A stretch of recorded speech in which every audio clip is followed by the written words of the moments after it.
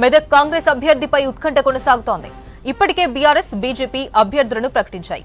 కాంగ్రెస్ నుంచి నీలం మధు పేరు ఖరారైనట్లు ప్రచారం జరుగుతోంది. అయితే టికెట్ కోసం మైనంపల్లి హనుమంతరావు ప్రయత్నిస్తున్నట్టు తెలుస్తోంది. మెదక్ పరిధిలో 7 అసెంబ్లీ స్థానాల్లో 6 స్థానాల్లో బీఆర్ఎస్ గెలిచింది. మెదక్ పరిధిలోనే కేసీఆర్, హరీష్ రావు నియోజకవర్గాలు కావడంతో ఎంపీ స్థానాన్ని కాపాడుకునేందుకు గట్టి ప్రయత్నం చేస్తోంది బీఆర్ఎస్. మరిన్ని డీటెయిల్స్ శ్రీధర్ అందిస్తారు. శ్రీధర్, మెదక్ లోక్సభకు సంబంధించి అప్డేట్స్ ఏంటి? పోటీ చేసే బీఆర్ఎస్ అభ్యర్థి కావచ్చు, ఇటు బీజేపీ అభ్యర్థి ప్రకటన జరిగింది. వారంతా కూడా క్షేత్రస్థాయిలో తమ ప్రచారాన్ని కూడా ప్రారంభించారు. కానీ కాంగ్రెస్ అభ్యర్థి మాత్రం ఇంకా ప్రకటన జరగలేదు. కాంగ్రెస్ అభ్యర్థి ఎవరు ఉంటారనేది, మెదక్ పార్లమెంట్ నుంచి పోటీ చేసే కాంగ్రెస్ అభ్యర్థి ఎవరనేది ఇంకా క్వశ్చన్ మార్క్ వీడలేదు. ఇంకా కాంగ్రెస్ నేతలు కావచ్చు, ఇటు బీఆర్ఎస్, బీజేపీ నేతలు కూడా ఎదురు చూస్తున్నటువంటి పరిస్థితి. ప్రధాన పోటీదారులు ఎవరు ఉండబోతున్నారు, రాజకీయ వ్యూహాలు ఎట్లా ఉండబోతున్నాయి, రాజకీయ సమీకరణలు ఎట్లా మారుతాయి, అభ్యర్థి బలాబలాలేంటి, పార్టీ బలాబలాలేంటి, వీటన్నిటిపైన అభ్యర్థి ఎవరైనా ప్రకటిస్తేనే కీలకంగా మారుతుంది. గెలుపు ఓటములు కావచ్చు, వ్యూహ రచనలకు కాంగ్రెస్ పార్టీ నుంచి అభ్యర్థి ఎవరుంటారనే దానిపైన ఆధారపడి ఉంటుందంటూ కూడా చర్చ జరుగుతున్న నేపథ్యంలో కాంగ్రెస్ నుంచి ప్రధానంగా ఈ ప్రాంతం నుంచి అంటే మెదక్ ఎంపీ ఆ స్థానం నుంచి కాంగ్రెస్ నుంచి పోటీ చేసేవారు ఎవరు అనేది కూడా ఒక చర్చ జరుగుతుంది. ఉత్కంఠగా ఎదురు చూస్తున్న పరిస్థితి అయితే ప్రస్తుతం నెలకొంది. సో ప్రధానంగా మెదక్ పార్లమెంట్ ప్రధానంగానే ఒకప్పుడు ఇందిరాగాంధీ ఇక్కడ నుంచి పోటీ చేసింది. ఇక్కడ నుంచి పోటీ చేసి గెలిచి ఆ ప్రధానమంత్రిగా ఉన్నారు. తర్వాత మెదక్ పార్లమెంట్ పరిధి కూడా కాంగ్రెస్ కంచుకోటగా ఉంది. వరుసగా బాగారెడ్డి కంటిన్యూస్గా ఎంపీగా గెలుస్తూ వచ్చారు. తర్వాత తెలంగాణ ఉద్యమం ఎప్పటి నుంచి అయితే ఏర్పడిందో అప్పటి నుంచి ఇక్కడ బీఆర్ఎస్ పాగా వేసింది, టీఆర్ఎస్ పాగా వేసింది. ఇక్కడ టీఆర్ఎస్ ఎంపీలు కొనసాగారు కంటిన్యూస్గా. అంటే రీసెంట్ సిట్టింగ్ ఎంపీ కూడా కొత్త ప్రభాకర్ రెడ్డి ఆయన రాజీనామా చేసి దుబ్బాక ఎమ్మెల్యేగా కంటెస్ట్ చేశారు.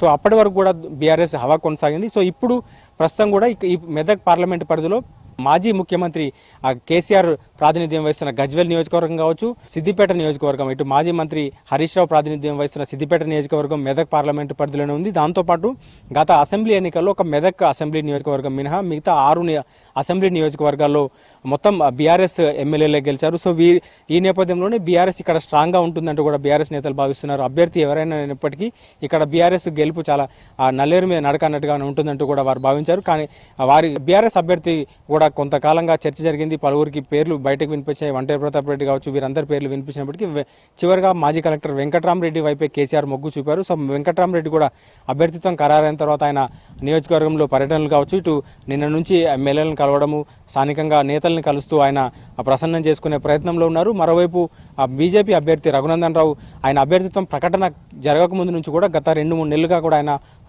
తన అంటే అసెంబ్లీ ఎన్నికల తర్వాత నుంచి కూడా ఆయన ఎంపీ అభ్యర్థిత్వం కోసం అధిష్టానం వద్ద ఆయన అడగడం, దాంతోపాటు అప్పటి నుంచి కూడా ఆయన కార్యాచరణ మొదలుపెట్టారు. సో పార్లమెంటు పరిధిలోని అన్ని నియోజకవర్గాల్లో ముఖ్య నేతలతో సమావేశాలు ఏర్పాటు చేయడం, బూత్ సమావేశాలు ఏర్పాటు చేయడంతో పాటు ఆయన రఘునందన్ రావు ఆయన ప్రచారాన్ని కూడా దాదాపు ప్రారంభించారు. సో ఈ రోజు కూడా ఉదయం నుంచి కూడా ఇటు ఒకవైపు ఆయన బూత్ స్థాయి సమావేశాల్లో పాల్గొంటున్నారు. సో ఒకవైపు బీఆర్ఎస్ అభ్యర్థి మొన్న ప్రకటన జరిగిన తర్వాత నుంచి కూడా ఆయన నిన్న నేతలందరినీ కలుస్తున్నారు. మరోవైపు బీజేపీ అభ్యర్థి కూడా ప్రచారంలో ముఖ్య నేతలను కలవడం కావచ్చు, ఆయన కార్యాచరణలో ఆయన ఉన్నారు. కానీ కాంగ్రెస్ అభ్యర్థి ఎవరన్నది తేలడం లేదు. కాంగ్రెస్ అభ్యర్థి ఎవరైనా తేలితేనే పూర్తిగా ఏ పార్టీకి అనుకూలంగా ఉంటుంది, ఏ పార్టీకి ఇబ్బందికరమైన పరిస్థితులు ఉన్నాయని తెలియదంటూ కూడా ఒక చర్చ జరుగుతుంది.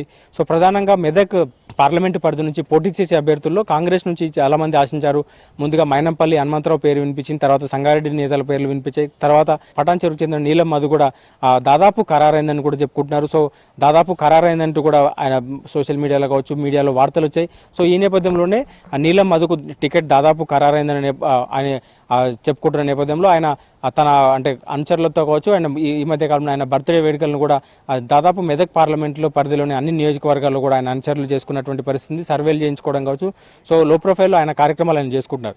సో కానీ ఇప్పటివరకు అభ్యర్థిత్వాన్ని ఫైనల్ జరగలేదు.